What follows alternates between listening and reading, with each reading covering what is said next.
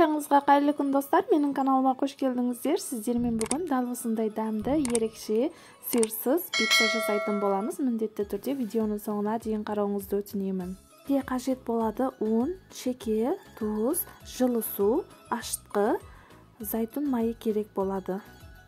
Ал енді шекерімізді, тұзымызды саламыз, кішкене араластырып, дрожжамызды салып, яғни ашытқымызды салып, тағы кішкене араластырамыз. Және жылы суымызды саламыз да қамыр илеп аламыз. Қолымызбен дәл осылай араластырып, қамыр илейтін боламыз. Арасында зайтун майымызды бір ас қасық құйып жібереміз.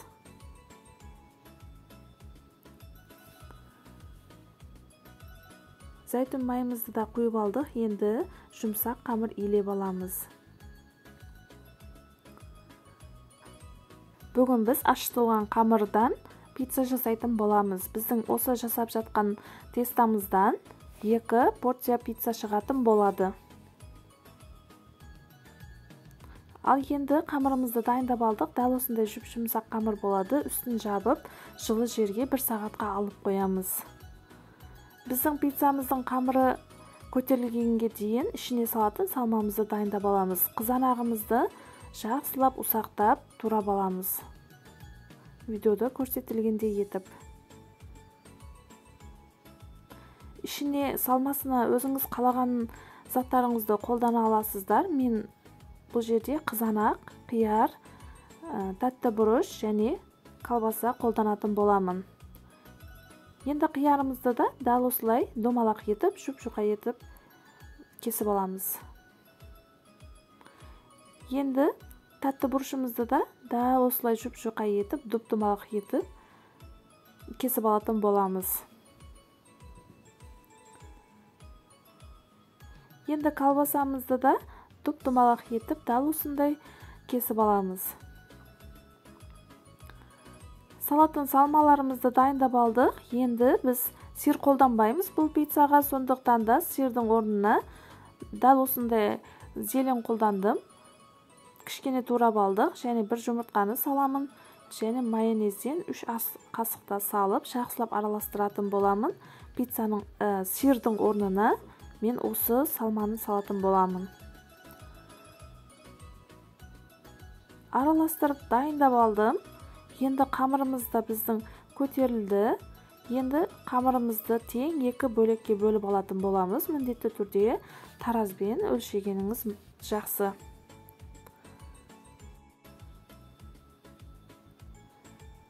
Ал енді бір қамырымызды үстін жауып алып қоямыз.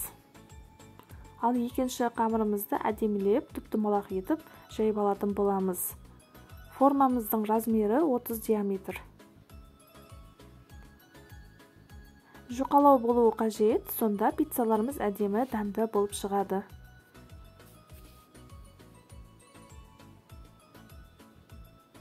Достар, менің каналымда әртүрлі қарапайым рецептер өте көп. Міндетті түрде кіріп көрсеңіздер болады, және достарыңызбен де, жақындарыңызбен де бөлісуді ұмытпаңыздар.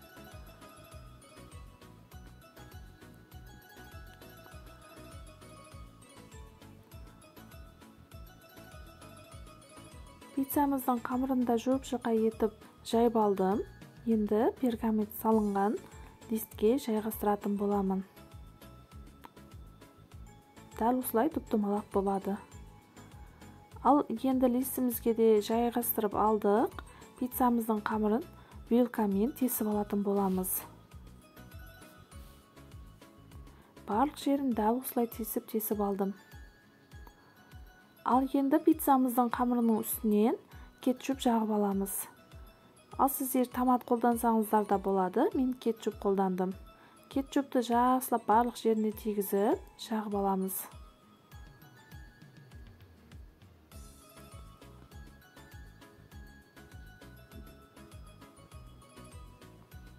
Ал енді үстінен колбасаларымызды қойып шығамыз, әдемілеп, дәл осылай көріністе.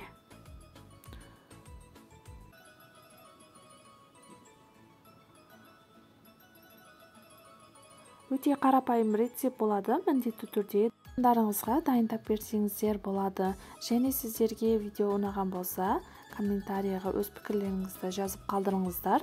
Сіздер пиццаларыңызды қалай дайындайсыздар, қалай болады, комментарийда бөлісе отырыңыздар. Көріп тұрғаныңыздай, барлығын бірінен кейін бірін әдемілеп, сол видеода көрсетілгендей етіп жайғастырып аламыз. Ал енді үстінен жаңағы дайындап алған соусымызды құйып алатын боламыз. Дәл осылай. Менің бұл дайындап алған соусым 2 пиццама да жететін болады.